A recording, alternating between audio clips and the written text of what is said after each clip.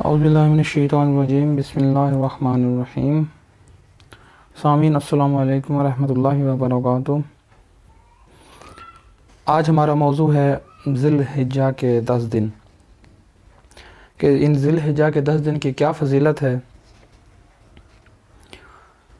ان 10 ایام کو افضل ایام یعنی کہ دنیا کے سب سے افضل ایام کہا گیا ہے،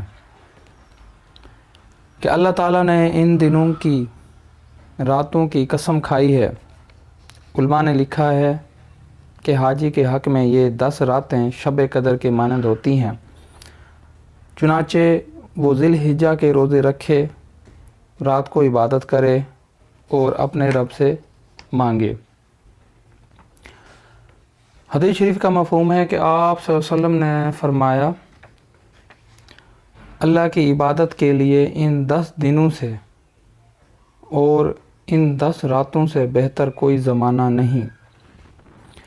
چنانچہ آپ نے فرمایا، ان دنوں میں ایک دن کا روزہ 1 سال کے روزوں کے برابر ثواب رکھتا ہے، اور ایک رات کی عبادت لیلۃ القدر کی عبادت کے برابر ثواب رکھتی ہے۔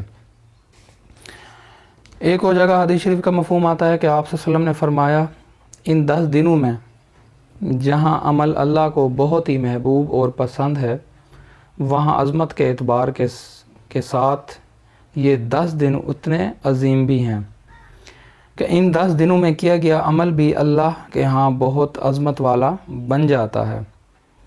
تو لہذا جس کی زندگی میں یہ 10 دن آ جائیں تو اس کو چاہیے کہ ان 10 دنوں میں کثرت سے لا الہ الا اللہ، الحمدللہ اور اللہ اکبر، ان 3 کلمات کو کثرت سے ان 10 دنوں میں پڑھے۔ جزاک اللہ۔ ناظرین، مزید ویڈیوز اور معلومات کے لیے ہمارے چینل دارالاسلام کو سبسکرائب کریں۔ اللہ تعالیٰ میرا اور آپ کا حامی و ناصر ہو۔